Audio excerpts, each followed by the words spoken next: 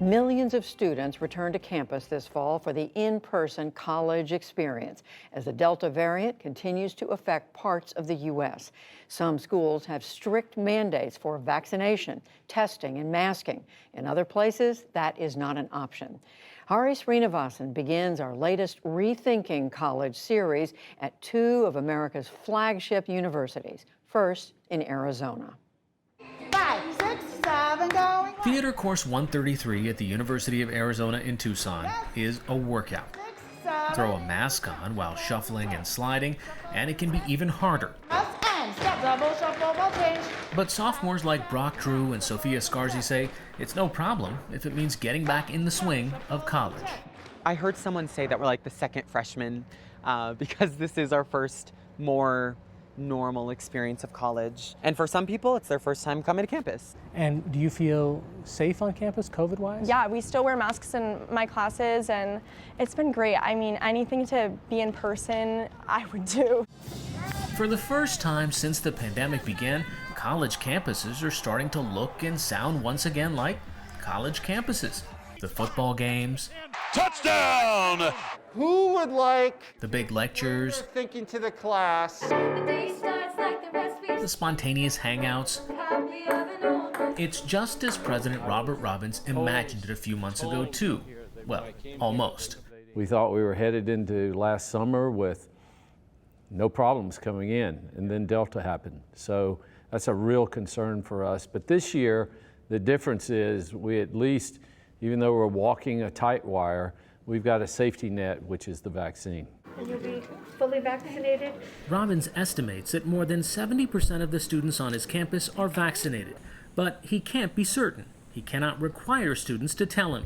During the COVID-19 crisis. That's because Arizona Governor Doug Ducey has banned several mandates related to COVID. For higher ed, no mandates for vaccines or testing. Technically, no masking mandates either, at least if they're based on vaccination status. The University of Arizona and other schools are still requiring them indoors if social distancing is not possible. They say they are not discriminating against the unvaccinated if everyone needs to wear one. And we've had great compliance. We've had no issues with that. Would you like to be able to say, listen, if you're not vaccinated, don't show up here and don't risk yourself or other people? Yeah, I would like to be able to do that, but I can't. So we're working around the realities that we have. Meanwhile, Arizona's COVID-19 case and death counts remain stubbornly high. As in much of the nation, the Delta variant is fueling sickness and death. So Robbins, a medical doctor, is using workarounds. For those who vaccinate, there are chances to win game day tickets and free parking. Are you familiar with the test? Yes, I am. Gift cards to encourage testing. And more underground methods, you could say.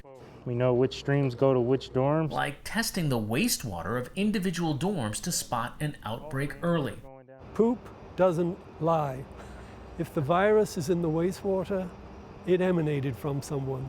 When the samples get here in this lab, the goal is to process the samples as quickly as possible. Dr. Ian Pepper leads the center conducting the wastewater testing. It's helped the university pinpoint COVID-positive students and get them into an isolation dorm while they're still asymptomatic and less contagious. If the university did not have a system like yours, kind of an early warning and an early detection system, where would it be? Shut down, losing $100 million. We need to keep monitoring because remember, we're not allowed to mandate testing of students. And so the upper administration is really flying blind without the wastewater data. It's the kind of non-compulsory approach many believe is appropriate at this stage of the pandemic. All right, we're good. Shelley Keiss is chairman of the Pima County Republican Party. She's focused on vaccination and masking requirements, and the university, she says, has already crossed the line on indoor masking. Everyone has the right to choose. If you want to wear a mask, you absolutely should wear a mask without any feeling like anyone is retaliating against you. Absolutely, we should honor and respect everybody's decision to wear a mask or not, and to vaccinate or not. When you start telling people what they have to wear, what they have to do, I'm never going to be in favor of that. The belief is widespread enough that at least 15 states, mostly in the South and West, have barred vaccine or mask mandates at public institutions of higher education.